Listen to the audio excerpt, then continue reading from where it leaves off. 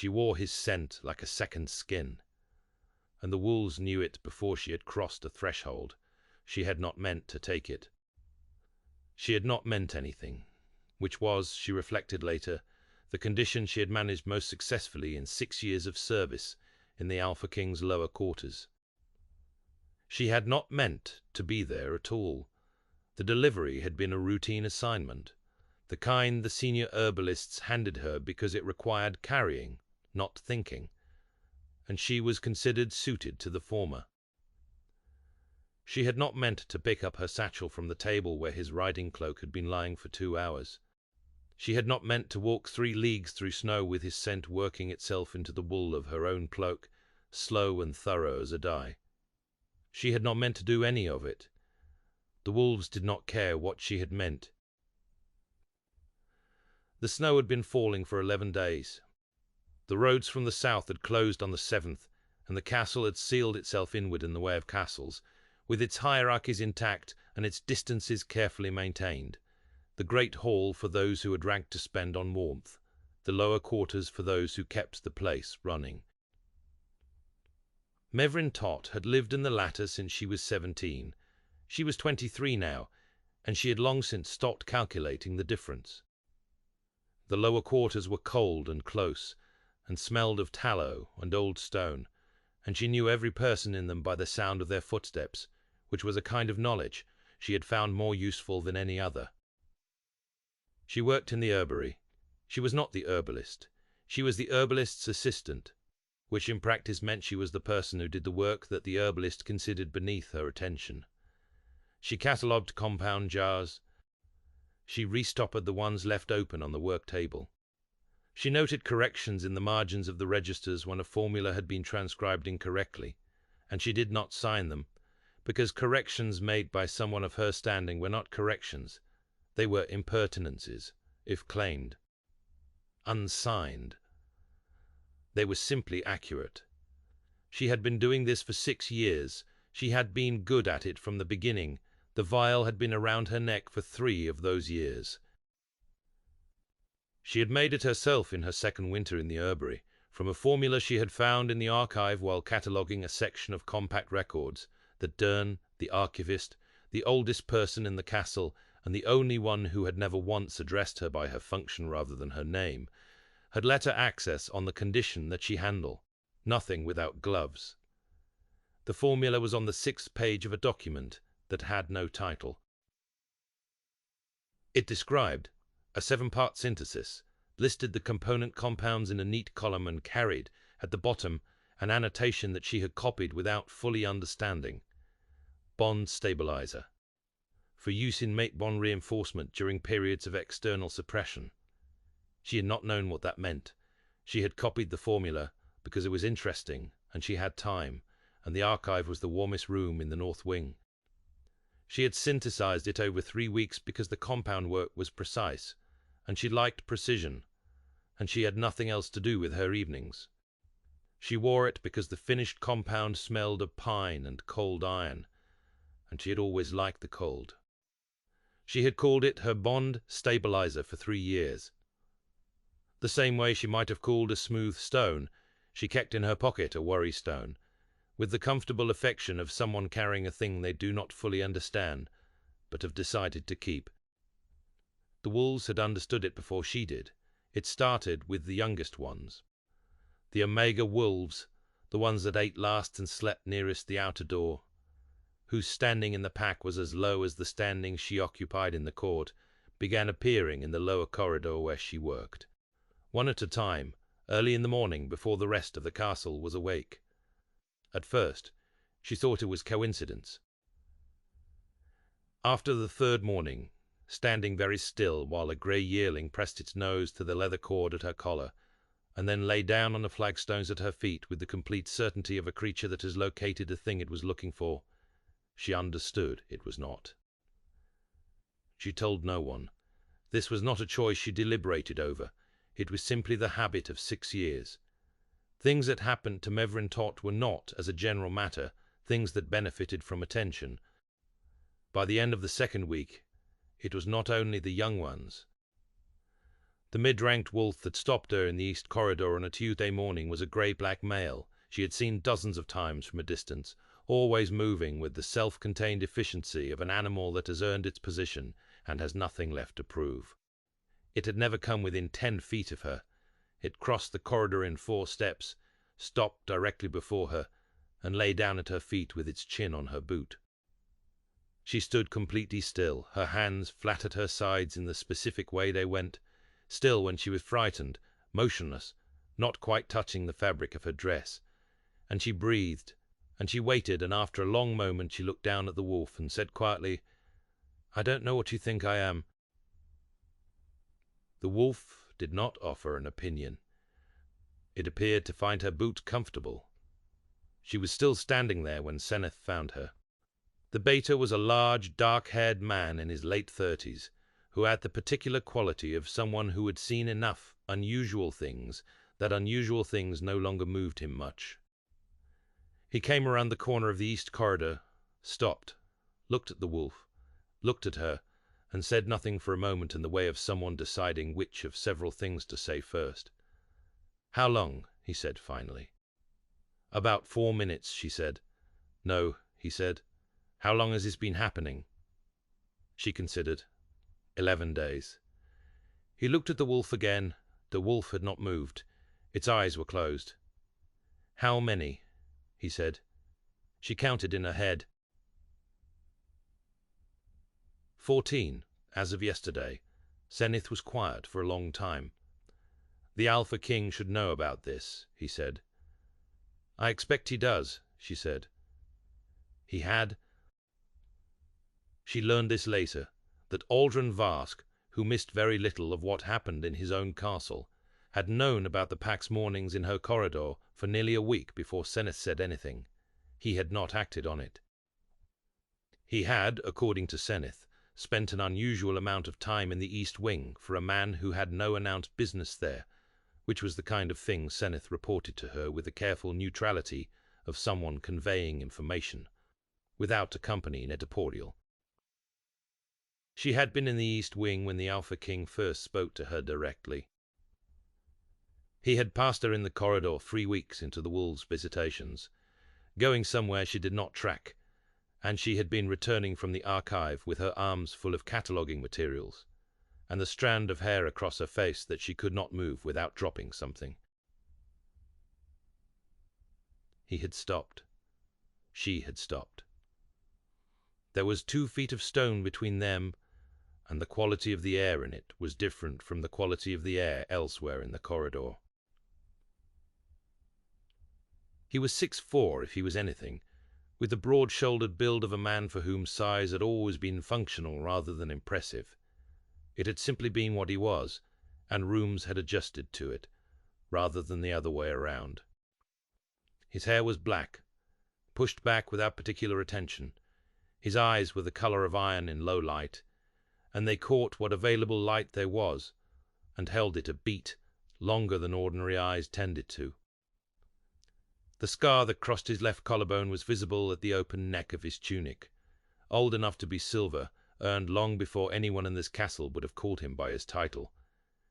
He looked at the strand of hair across her face. He did not ask.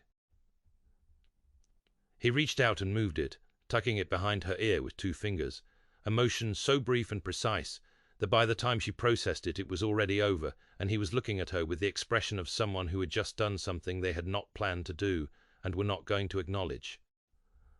"How long have you worked in the East Wing?" he said. 6 years, she said. "In the herbery and the lower stores." "I didn't know that," he said. "Most people don't," she said. There was a beat of silence that had a different quality from the silence that preceded it. "You corrected the compound register," he said, 3 weeks ago, the transcription error in the Coltsfoot entry. She had not signed it. She said, "The formula was wrong. It would have produced a toxic concentrate." "I know," he said.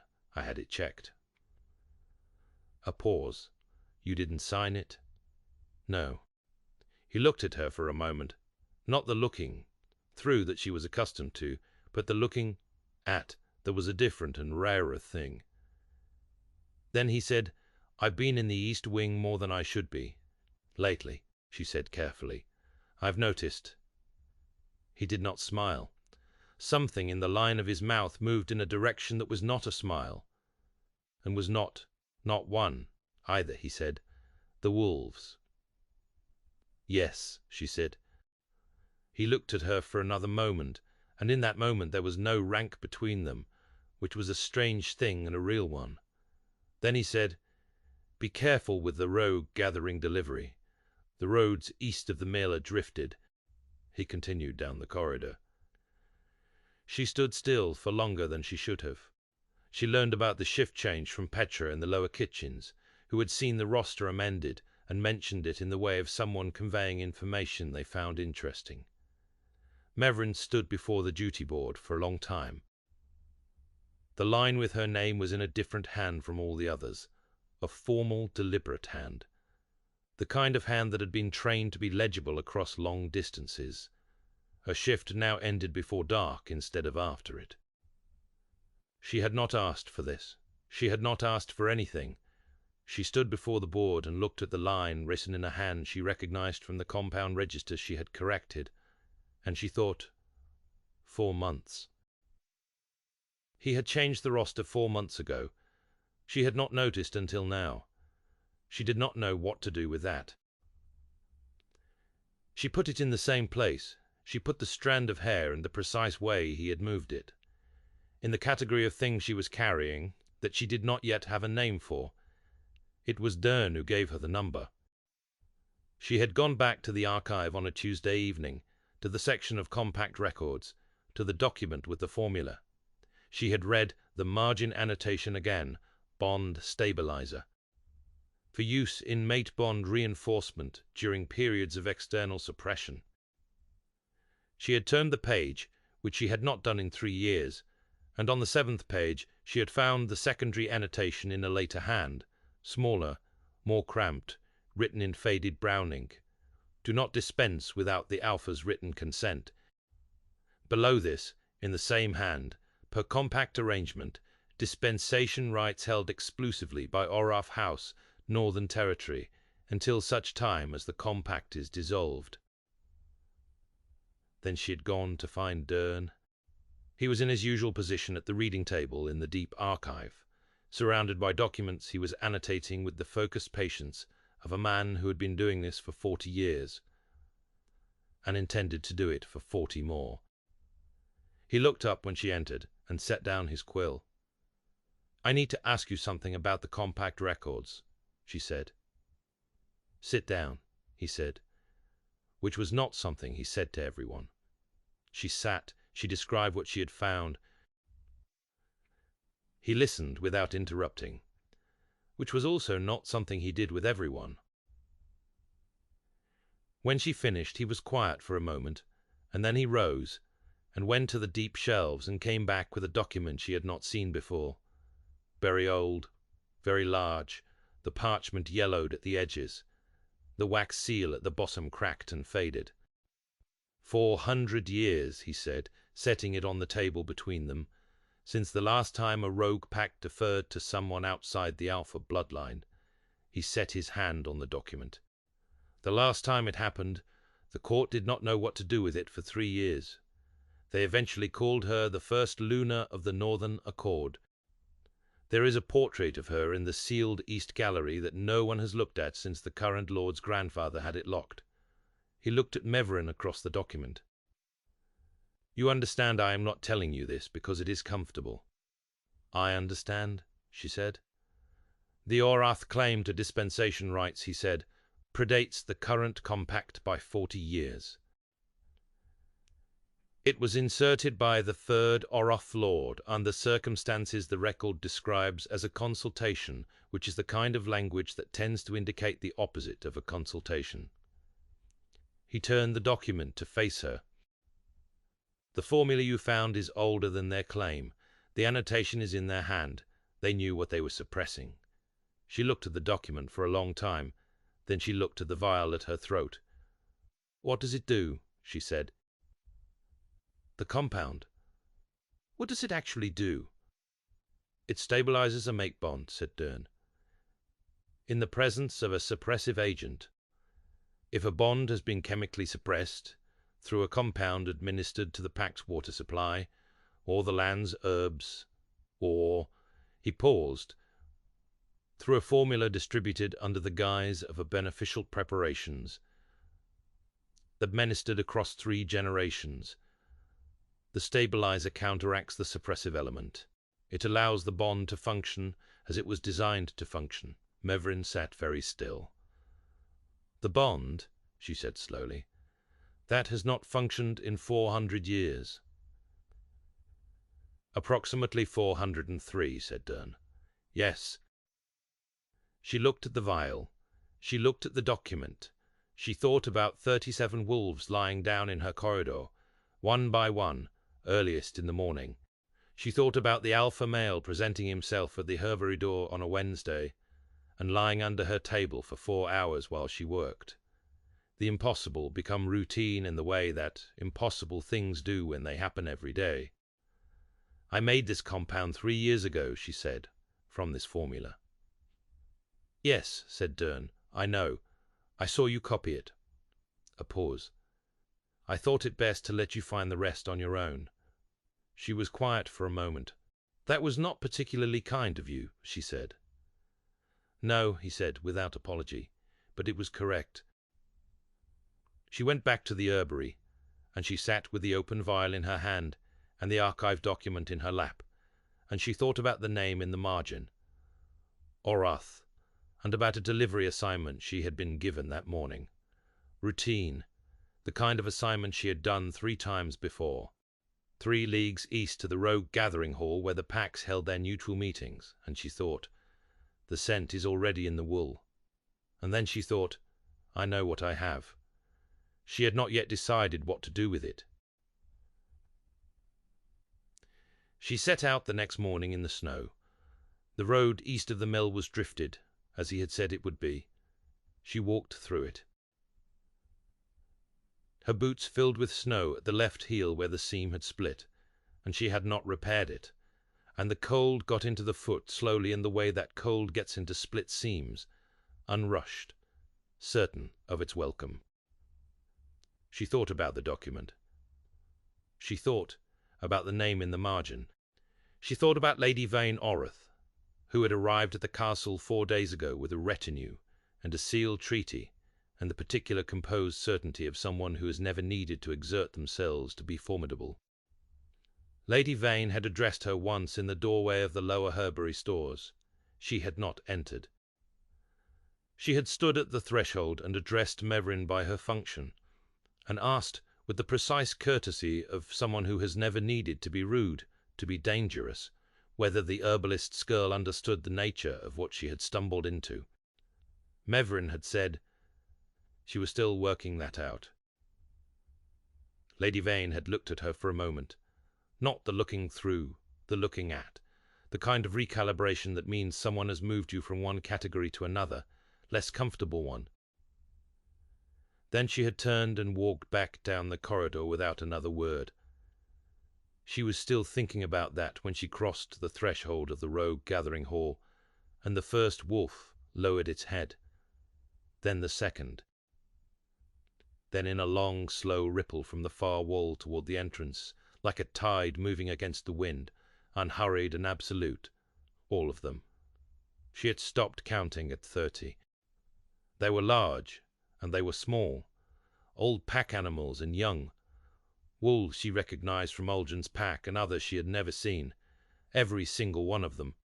Heads on the rushes, bodies prostrate, the complete and ancient and deeply improbable deference of a thing that had not happened in 400 years, happening now in a cold stone hall 3 leagues from the castle, because a woman who kept compound records had inadvertently carried the right scent into the right room. The hall was very quiet. The humans in the hall, pack attendants, bonded riders, a handful of minor lords who used the rogue gathering as a neutral space for discussions they did not want witnessed in a capital court, were looking at her with an expression she had no category for.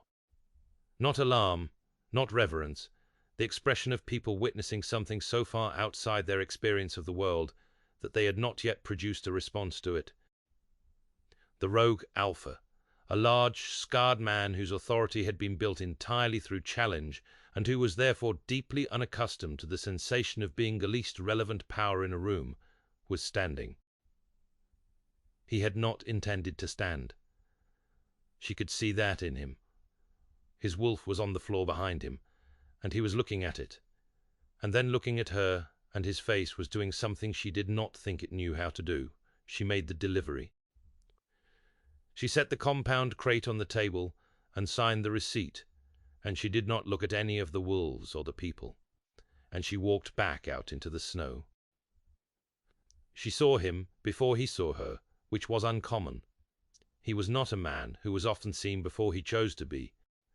He was on horseback at the gate, his dark riding cloak open despite the cold, and he was very still in the specific way he had been still in the East Corridor, the stillness of someone who has been in one place for longer than they intended, and is not yet ready to account for why. He watched her come in through the gate. She watched him watch her. "I told you the roads were drifted," he said. "They were," she agreed. He looked at her. The boot with the split seam, the snow damp at her hem, the strand of hair the wind had undone from her practical knot. He looked at the vial at her collar. He did not ask about it, which meant he knew about it, which meant Zenith had been thorough. "Come inside," he said. She went inside. Lady Vane's formal documentation was presented to the council 2 days later. The treaty was sealed, witnessed, and unambiguous. The relevant clause had been drafted by Aldrin's father and Lady Vane's father in the 23rd year of the Northern Compact, in language that had the specific precision of something constructed to be difficult to argue with. The claim was not a marriage contract. It was older, and in some ways more absolute, a bond arrangement under compact law, with the force of institutional agreement behind it, and 40 years of the Orath family's careful maintenance of the relevant conditions, ensuring it remained uncontested. Lady Vane presented it with no visible satisfaction. Satisfaction was not the expression. The expression was simply certainty. The certainty of someone who has placed a piece precisely and is waiting, without particular anxiety, for the board to acknowledge it. Mevrin stood at the back of the council chamber and looked at the document. She had the archive formula folded inside her dress. She had been carrying it since the night in the archive. She looked at Aldrin, who was seated at the head of the council table. His face gave away nothing. He was good at that. The particular blankness of authority, the trained absence of readable feeling in a public space. But she had stood close enough to him in a corridor to know the difference between blankness and management, and what she saw now was management, a man holding something carefully in both hands and choosing not to show the effort. She left the council chamber. She went to the archive. She found Dern. She said, "I need the original document, the full text. I need it before the council reconvenes tomorrow morning." He looked at her for a moment. Then he said, "I thought you might," and went to get it. She spent the night in the archive. Dern stayed with her for the first 3 hours, and then went to bed, because he was 81 years old and had the pragmatism of someone who has learned to conserve his resources. She worked by candlelight until the candles guttered, and she replaced them and worked by the new ones. She read the original formula document from beginning to end for the first time. She read the Orath family notation in full. She read the secondary documents Dern had pulled for her, the dispensation records, the compact amendments, the synthesis logs maintained by the Orath House and filed with the compact authority every decade for 400 years. The logs were meticulous. The Orath family had been meticulous. The suppression compound had been distributed through the castle's fresh herb supply every 3rd year, under the guise of a general beneficial preparation, for 12 consecutive generations. The make bond had not completed in the Alpha King's line in 400 years, and no one had questioned it, because it had happened so gradually, because it had been so carefully maintained, because the family who stood to benefit most had also been the family responsible for keeping the relevant records. Except for the records in the deep archive which Dern had let her find, she understood then what he had meant by correct. She folded the documents. She uncapped the vial. She held it for a moment in the archive candlelight, the silver-grey liquid moving gently, and she thought about the wolf at her feet on the corridor flagstones. Its eyes closed, its heavy head trusting her boot. She thought about 37 wolves on the floor of a cold stone hall, in a deference 400 years dormant. She had been invisible for 6 years. She had been careful, and she had been competent, and she had been overlooked, and she had made a kind of careful peace with that, the peace of someone who has decided that invisibility has its uses, and does not require an apology. She had not wanted to be seen. She had not wanted to walk into rooms and have rooms adjust to her presence. She had wanted, very simply, to do her work correctly and not be punished for it. She looked at the documents in her hand. She thought about Lady Vane standing in the doorway of the lower Herbury stores, not entering. Addressing her by her function, she thought, "I am not stumbling into anything. I know exactly what I have." She walked into the council chamber the next morning, carrying nothing but the open vial and the archive document she had folded inside her dress. The council had not yet reconvened fully.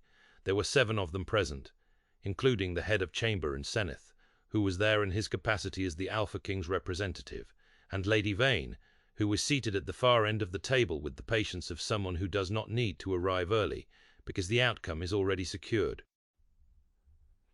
Aldrin was not there. Mevrin set the open vial on the table. The silver-grey liquid caught the chandelier light and held it. She set it down in the silence before anyone asked her to speak, and she said, "The compound in this vial was synthesized from a formula recorded in this archive 403 years ago. The family name in the margin of the original is Orath." She placed the folded document on the table beside the vial. The same family has filed synthesis logs with the Compact Authority every decade since that date, maintaining a suppression compound distributed through this castle's herb supply. The formula you are looking at is the counteractive agent, my lords.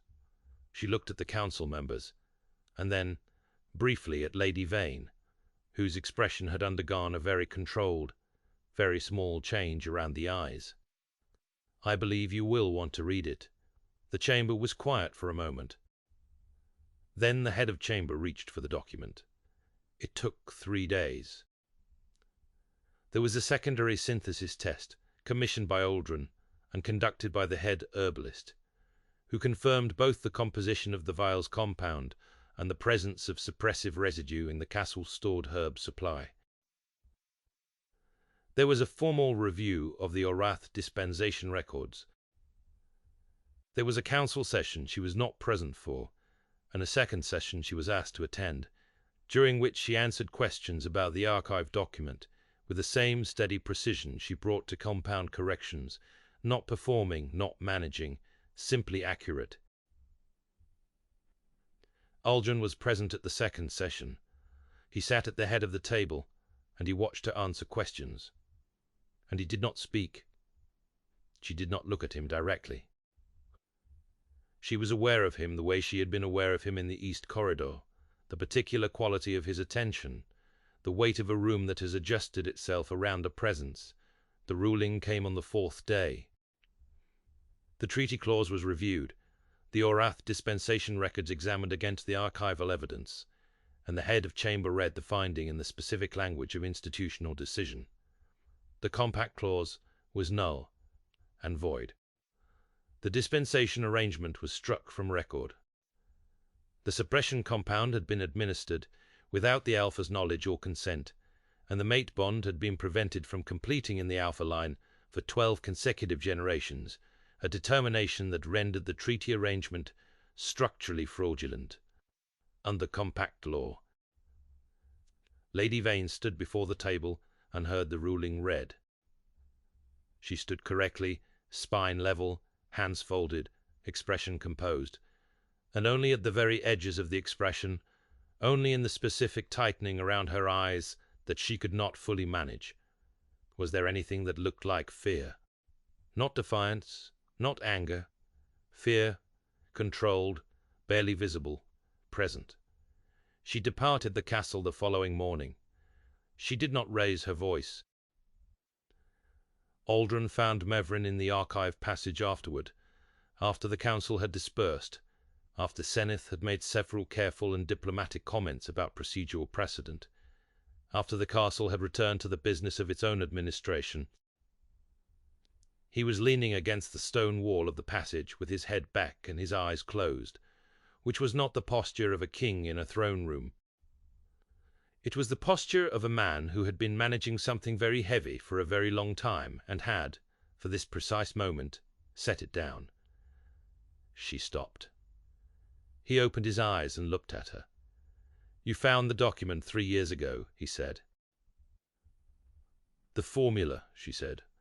"I didn't find the full context until last week, but you kept it. I liked the smell," she said. Something moved in him through the jaw, through the line of his shoulders, that was not quite a laugh but occupied the same space one might have. He pushed off the wall and crossed the passage and put his forehead against hers, and she felt him exhale, slow and deliberate, like a man setting something heavy down, and she put her hand against his chest and felt his heartbeat under her palm, steadier than she would have expected, or perhaps exactly as steady as she should have. Neither of them spoke. The passage was cold and dim and quiet, and the single torch in the bracket above them threw amber light on both their faces, and she thought, "I have been carrying something for 3 years, and I did not know what it was." She thought, perhaps that is the nature of things worth carrying. She did not move her hand from his chest. He did not move his forehead from hers. They stayed that way for a long time, and no one interrupted them, and that was its own kind of gift. 3 weeks later, the castle had not entirely restructured itself. There were still council members who did not know what to do with her, who looked at her in corridors with the particular expression of people recalibrating a category they had been certain about. There were still mornings when the kitchens fell briefly quiet as she passed through. There were still the small daily frictions of a hierarchy adjusting to something it had not anticipated, and was not entirely sure how to accommodate. She found this less uncomfortable than she had expected. The hierarchy's discomfort was, she had decided, the hierarchy's to manage. She had work to do. The vial sat open on a small stand on her herbery work table now. She had taken the cord off 3 weeks ago, not with ceremony, simply because the cord had become unnecessary. It was a compound jar now, one among others, distinguished only by the faint silver color of its contents, and the fact that it smelled of pine and cold iron, and very faintly of a scent that was not hers. The alpha male wolf came every morning. She did not know when this had become a routine rather than an anomaly. Sometime in the 2nd week after the ruling, she thought, though she had not tracked the transition carefully. It arrived at the herbery door at approximately the same time each day, and waited. And she opened the door, and it came in and lay under the work table for the duration of her morning work. And when she left, it rose and went back to wherever the pack spent its days. This was the impossible thing, become ordinary. She had stopped remarking on it. Aldrin came to the herbery on Tuesdays and Thursdays, and sometimes Saturdays, which was not an announced schedule and had never been discussed. He came without ceremony, without particular purpose, he stated aloud. He stood in the herbery and told her things, the state of the northern roads which were still clearing from the winter, the outcome of the Eastern Council session which had gone better than he had expected, the detail of a decision about the compact records he had not yet announced, in the specific, matter-of-fact way of someone for whom offering information is a form of intimacy they have not found another word for. She had come to understand this. He did not say, "I am choosing to be here." He said, "The Eastern Council has agreed to open the Oroth dispensation files for independent review," he said. "The Deep Archive will be reclassified as public record." He said, "The northern roads will be passable by the 3rd week of next month, or so his scouts indicate, though his scouts had been wrong about the roads before." She listened. She handed him things to hold when her hands were occupied. He held them without complaint, without examining them or asking what they were for, which she had come to find oddly steadying, the quality of someone who is content to be useful, without requiring it to mean something. One morning, in the 4th week, she asked him about the shift change. He was holding a small compound jar and looking at the wolf, under the table, and she said, without looking up from her work, "The duty roster. The shift you changed. 4 months ago." A pause. "I only noticed last week he was quiet for a moment. I didn't like the idea of you walking back through the outer yard after dark," he said. "The north gate latches poorly. It has for years." "That was 4 months ago," she said. "I'm aware of that," he said. She was quiet, too, for a moment. She looked at her hands. She thought about 6 years of careful invisibility, 6 years of not claiming corrections she had made, and not asking for shifts she should have had, and not signing her name to anything. And she thought about the specific and unexpected weight of being noticed, not by the wolves, not by the ancient pack recognition, but by a man who had remembered, 4 months ago, and without announcement, that the north gate latched poorly, and she walked back through it after dark. She put down the jar she was holding. She turned to face him. He was already looking at her. He had set down the compound jar. His dark grey eyes held the same quality they had in the east corridor. The looking at, not the looking through. And something underneath it that cost him something to allow to be visible. "I should have noticed sooner," he said. "The shift, and the rest of it. You are managing a great deal," she said. "That isn't an excuse," he said. "It's a fact. The excuse would be worse." She looked at him for a moment. 6 years is a long time to be invisible," she said. "You didn't see me?" "No," he said. "I didn't?" A pause. "I see you now." He kissed her once, carefully, the way someone keeps a promise, slowly, as if he had thought about how to do it without frightening her, and decided that slowly was the answer. It was brief, and it was specific, and it contained everything that had not been said in East corridors and archive passages and herbery mornings. And when it was done, she stayed where she was, and did not move away, and he did not move back. And the wolf's tail moved once against the stone floor, a slow, unhurried sweep. Outside the window, the snow was still falling, lighter now, the kind of snow that falls in the last weeks of winter, when the season is not yet done but has begun to tire of itself. The vial sat open on the stand on the work table, its silver-grey compound catching the pale winter morning light, unremarkable among the other jars. The wolf breathed slowly under the table. The castle went about its business around them, adjusting as castles do, slowly, with the particular reluctance of large institutions for anything they have not anticipated. And this was simply how mornings were now. She had not meant for any of it to happen. The wolves had not cared what she meant. Neither, in the end, had she. If you could carry something for years without understanding what it was, and discover all at once that it had been waiting to be what it always was, would you have put it down or kept walking? Let me know in the comments below. I read every single one. Until next time.